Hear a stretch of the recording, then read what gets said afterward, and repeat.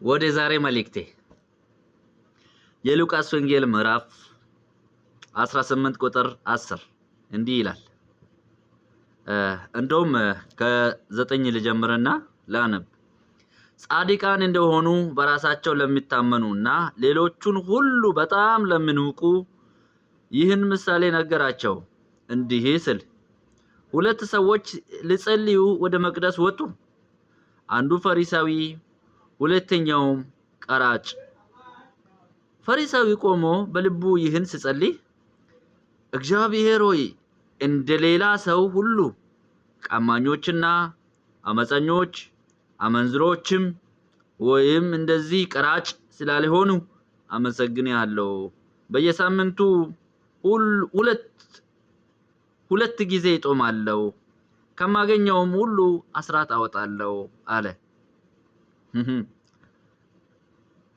13 ደግሞ ቁጥር 13 ላይ እንዲህ ይላል ደግሞ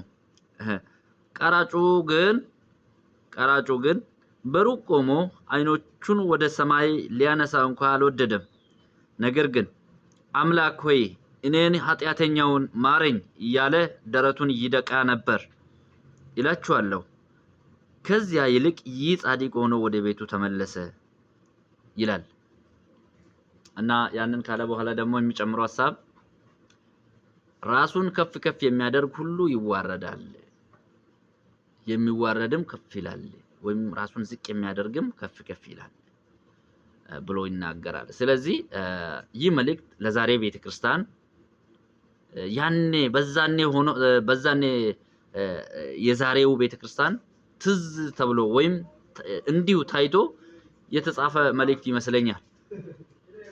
እና ምን ለማለት ነው? ዛሬም የሆነ ቤተ እምነት በሆነ ቤተ እምነት ላይ የሆነ አማኝ በሌላኛው አማኝ ላይ በቃ አንዱ በአንዱ ላይ ጻድቅ ሆኖ ለመገኘት አንዱ በአንዱ ላይ በጣም ኒውትራል ሆኖ ለመገኘት ስማርት ሆኖ ለመገኘት ሰው ውድድሩን ከዓለም ጋር ሳይሆን ሰው ውድድሩን ወይም ውጊያውን ከዓለም ምኞት ከዓለም መንፈስ ጋር ሳይሆን ከወዳጁ ጋር ያደረገበት ዘመን ቢሆን ይሄ ነው አሁን ያለንበት ሰዓት ማለት ነው። ስለዚህ ወንድሞቼ ይህ መልእክት የሚደርሳችሁ ሁላችሁ በእግዚአብሔር ፊት ስትሆኑ አንድ ቀን ከእግዚአብሔር ጋር እንደምትገናኙ እያሰብን ራሳችንን ከመመጻደቅ ተመልሰን ራሳችንን ትክክል ነኝ ስማርት ነኝ እኔ ነኝ አንደኛ ብሎ ከማሰብና ከመቁጠር ዞር ብለን ተመልሰን እንደውም ላሳጥር አይደለ ወደ ራሳችን እንመለስ። እንዴት ነኝ ጌታ ሆይ ባንተ ፊት ማንን እመስላለሁ? እንዴት ነኝ? ሚዛኔ ምን ያህል ነው? እንደተቀበልከኝ አለው ወይ? በእጅ ውስጥ ነኝ ወይ? በፊት ነኝ ወይ? እስቲል በልብህ ነኝ ወይ? እስካሁን በልብህ ውስጥ አለው ወይ? በቤቴ ነህ ወይ ብላችሁ እስኪ ራሳችሁን ጠይቁ። ራሳችንን እንጠይቅ።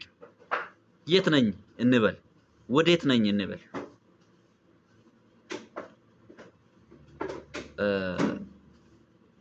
የምንመጻደቅበት ሰዓት ላይ አይደለም ያለነው።